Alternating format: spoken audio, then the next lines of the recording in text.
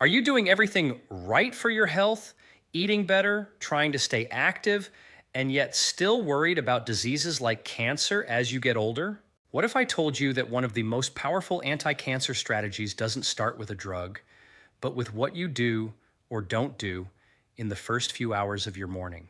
Here's what's really going on inside your body. As we age, especially after 50, our metabolism begins to shift. Insulin levels tend to stay higher. Inflammation quietly rises, and the body becomes less efficient at repairing damaged cells. This creates the perfect internal environment, not necessarily for health, but for abnormal cells, including cancer cells, to survive and grow. Now, here's the part most people don't realize. Cancer cells are metabolically inflexible. They are heavily dependent on glucose, insulin, and growth signals like IGF-1. They need a constant supply of fuel to keep dividing. But healthy cells? They're much smarter. They can adapt, they can switch fuel sources, they can survive stress. And this difference is where your opportunity lies. What the research shows is fascinating. Studies on fasting and metabolic health show that when you go without food for a period of time, even overnight, your body lowers glucose, insulin, and IGF-1 levels. At the same time, something powerful activates inside your cells, a process called autophagy, essentially your body's internal cleanup system. Even more interesting, cancer cells struggle in this environment. They can't adapt the way healthy cells do. Let me explain this with a simple analogy. Imagine your body is a city. Healthy cells are like hybrid cars. They can switch between fuel sources depending on availability. But cancer cells? They're like old engines that only run on one type of fuel, sugar. Now, what happens if that fuel suddenly becomes scarce? The healthy cells adjust, the cancer cells start to stall. This is why more researchers are now exploring metabolic strategies, like fasting, not as a replacement for medical treatment, but as a powerful way to support the body's natural defense systems. In fact, newer research suggests fasting may even improve treatment outcomes and reduce harmful growth signals in the body. But here's the key. This isn't about extreme dieting. This isn't about starving yourself. This is about strategically using your morning routine to shift your internal biology to create an environment where unhealthy cells struggle and healthy cells thrive. And the best part? It's simple, it's natural, and it's something you can start doing tomorrow morning. In this video, I'm going to break this down step by step, like we're standing at a whiteboard together. We'll cover the exact morning habit that helps lower cancer-promoting signals, why insulin and timing matter more than calories, the role of your liver and metabolic switch, simple foods and drinks that either help or harm this process, and a practical morning protocol you can follow after 50, because once you understand how your body actually works, you stop guessing. You start working with your biology, and that's where real health transformation begins. If this kind of science-based, practical breakdown is helpful so far, consider subscribing. I post content like this every day to help you take control of your health naturally. Now, let's go deeper. Let's start with the foundation, because if you understand this, everything else in this video will click into place. Why are cancer cells so dependent on sugar? And what does that have to do with your morning routine? Here's what's really going on inside your body. Most healthy cells are metabolically flexible. They can use glucose when it's available, but they can also switch to burning fat or ketones when needed. Cancer cells, on the other hand, behave very differently. They rely heavily on a process known as the Warburg effect, a metabolic pattern where cells consume large amounts of glucose and convert it into energy quickly, even when oxygen is present. Now let me explain this with a simple analogy. Think of your body like a power grid. Healthy cells are like hybrid energy systems. They can run on solar, battery, or fuel depending on availability. Cancer cells? They're like outdated generators that can only run on one thing, a constant high supply of sugar. So what happens when your blood sugar is consistently elevated? You're essentially keeping that generator running. And here's where it gets even more important. Every time you eat, especially refined carbohydrates or sugar, your body releases insulin. Insulin isn't just a blood sugar hormone, it's also a growth signal. It tells cells, energy is available. Grow, divide, store. Now imagine that signal happening over and over again throughout the day, starting first thing in the morning. You wake up, and within 15-30 minutes, you consume something sweet, maybe tea with sugar, cereal, white bread, or packaged snacks. What happens? Your blood sugar spikes, insulin rises, and you immediately shift your body into a growth mode. But here's the problem. Growth mode is not repair mode. And after the age of 50, your body needs more repair, not constant stimulation.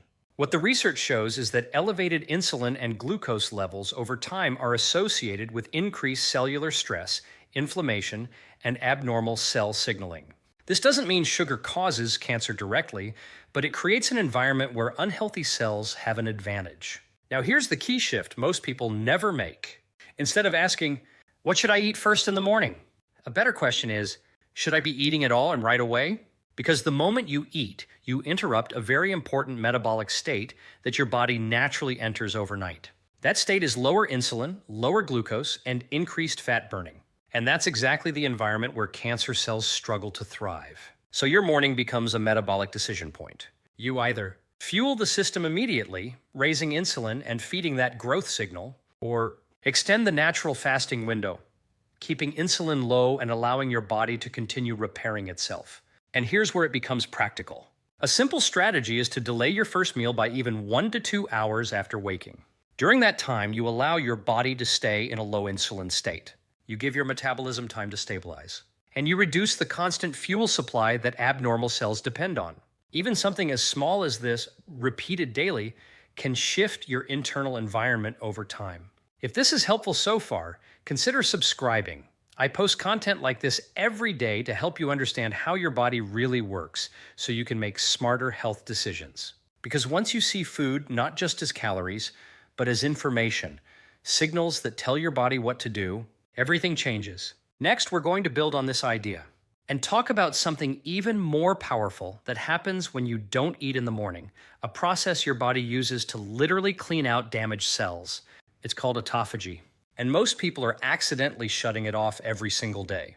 Now let's build on what we just discussed, because this is where things become even more powerful.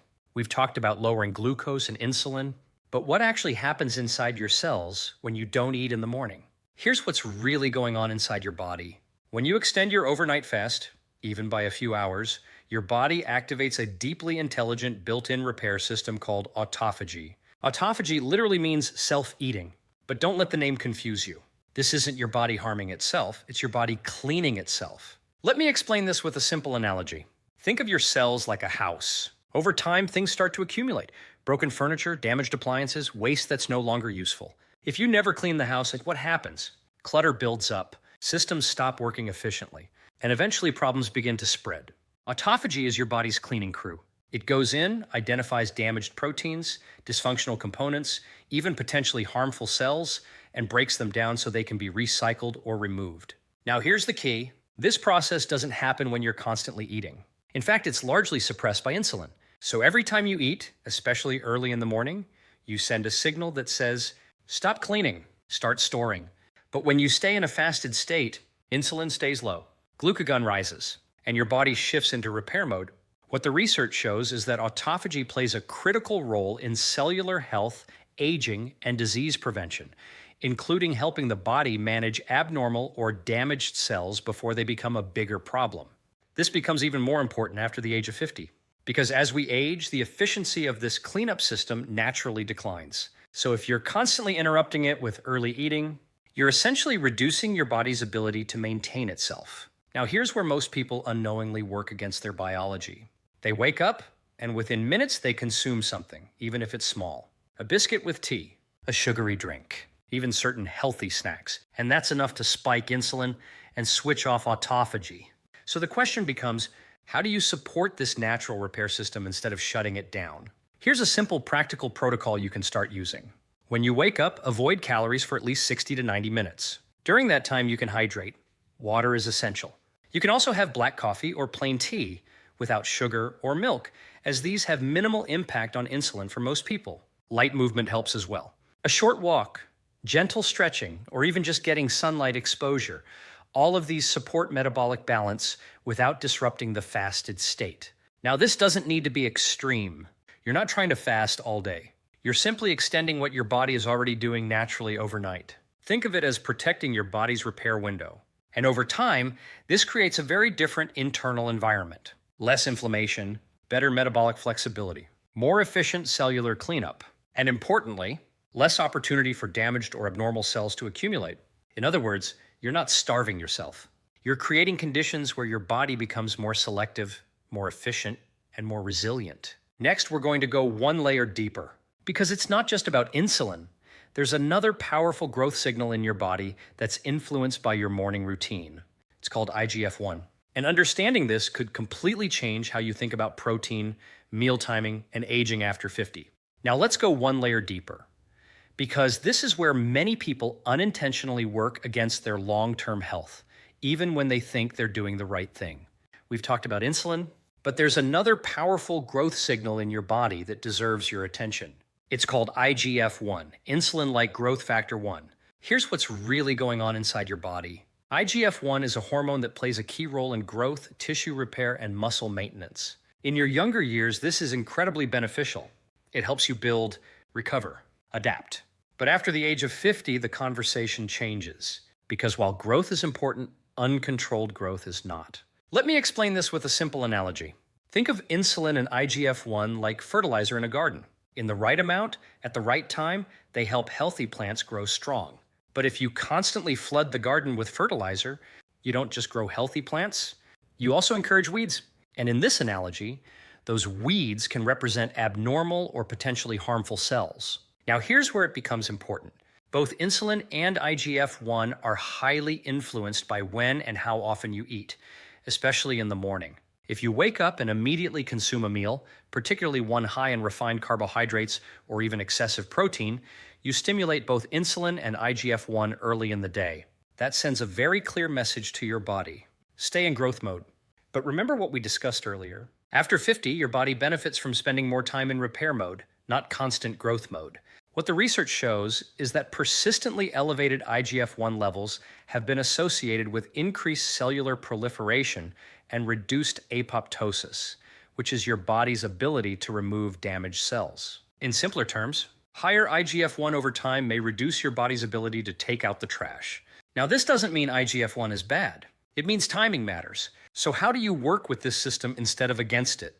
Here's a practical way to think about it. In the early part of your day, especially right after waking, you want to minimize strong growth signals. That means avoid large insulin-spiking meals, avoid constant snacking, and be mindful of very high protein intake immediately upon waking. Instead, allow your body to stay in a lower insulin, lower IGF-1 state for a short period after waking. This supports cellular repair, metabolic balance, and more controlled intentional growth later in the day. Now here's what this could look like in real life. You wake up, hydrate, maybe have black coffee or plain tea. You allow 60-90 minutes of a fasted state. Then, when you do eat your first meal, you make it intentional. Balanced protein, not excessive. Healthy fats. Fiber-rich, low glycemic carbohydrates. This helps you avoid sharp spikes in both insulin and IGF-1, while still giving your body the nutrients it needs. And here's the key idea I want you to remember. It's not about eliminating growth signals, it's about controlling them. You don't want constant stimulation. You want strategic timing. If this is helping you see your morning routine differently, consider subscribing. I share content like this every day to help you make smarter, science-based decisions for your health. Because once you understand how these signals work, you stop reacting to food, and you start directing your biology. Next, we're going to talk about a critical organ that quietly controls much of this process, especially in the morning, your liver. And most people have no idea how much their morning habits either support it or overwhelm it. Now let's shift focus to something that almost no one talks about in this context, but plays a central role in everything we've discussed so far, your liver. If you had to pick one organ that determines how your body handles sugar, fat, toxins, and metabolic balance in the morning, it would be this one. Here's what's really going on inside your body. While you sleep, your liver is incredibly active. It regulates blood sugar by releasing stored glucose. It processes and neutralizes toxins. It helps manage hormones. And it sets the stage for your metabolic state when you wake up. So when you open your eyes in the morning, your liver is already working. The question is, are you supporting it or overwhelming it? Let me explain this with a simple analogy. Think of your liver like the control center of a factory that's been running overnight. It's been cleaning, organizing, and preparing everything for the next day. Now imagine that right when the doors open, you flood the factory with new raw materials, sugar, processed foods, heavy meals. What happens? The system gets overloaded. Instead of finishing its cleanup and optimization work, it has to immediately switch into processing mode, and that creates a bottleneck. This is exactly what happens when you eat too early, especially foods that spike glucose and insulin. You interrupt the liver's natural rhythm. Now, here's why this matters after the age of 50. As we age, the liver becomes more sensitive to metabolic stress.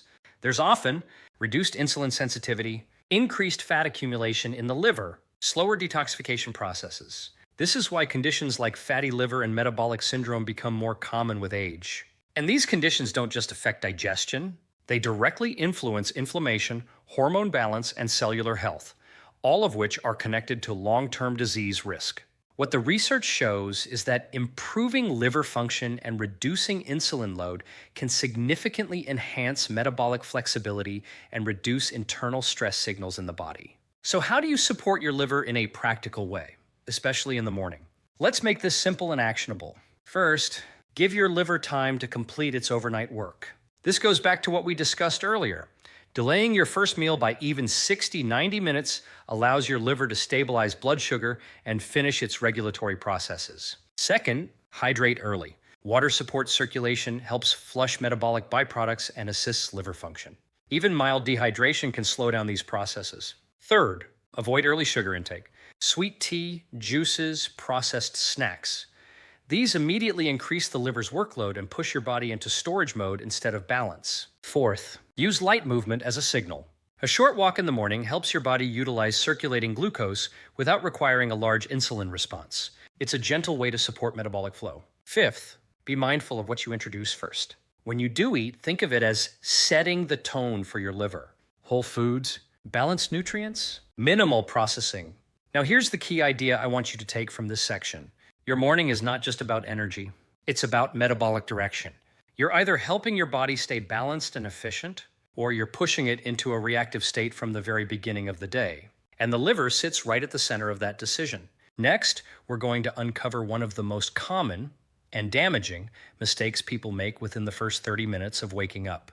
A habit that quietly spikes insulin, shuts down fat burning, and interrupts everything we've talked about so far. Once you see it, you won't unsee it. Now let's talk about one of the most common and surprisingly damaging mistakes people make within the first 30 minutes of waking up. And the reason this matters is simple. This one habit can override everything we've discussed so far. It can spike insulin, shut down fat burning, interrupt autophagy, and immediately shift your body back into storage and growth mode. Here's what's really going on inside your body. The moment you wake up, your body is in a naturally fasted, hormonally balanced state. Cortisol is slightly elevated, but not as stress, but as a natural signal to wake you up and mobilize energy. Insulin is low. Your body is tapping into stored fuel. Your cells are still in repair mode. Now imagine what happens when the very first thing you consume is sugar in tea or coffee, a biscuit or packaged snack, fruit juice, refined carbohydrates like white bread or cereal. Even though these seem small, they create a rapid glucose spike, and your body responds immediately. Insulin rises, fat burning stops. Autophagy switches off, and your entire metabolic state shifts within minutes. Let me explain this with a simple analogy. Think of your body like a switchboard. In the morning, it's set to burn, repair, clean. But the moment sugar hits your system, that switch flips to store, grow, use incoming fuel. And once that switch flips, it's very difficult to reverse throughout the day. Now, here's the part most people overlook. It's not just what you eat. It's how early you trigger that switch. Because when this happens first thing in the morning, you set a pattern of blood sugar spikes and crashes for the rest of the day. You feel hungry sooner. You crave more sugar. You rely on frequent meals. And over time, this leads to higher average insulin levels, reduced metabolic flexibility, and increased internal stress signals. Now, this doesn't mean you can never have carbohydrates. It means you need to be strategic about timing. So how do you fix this in a practical, sustainable way? Let's break it down clearly. When you wake up, Step 1, don't rush to eat. Give your body at least 60-90 minutes before introducing calories. Step 2, be careful with what you drink. Tea or coffee is fine, but avoid adding sugar. Even small amounts can disrupt your metabolic state. Step 3, replace the habit, not just remove it. If you're used to eating early, shift the behavior gradually. Start with hydration. Add a short walk. Delay food slightly each day. Step 4, break the fast intentionally.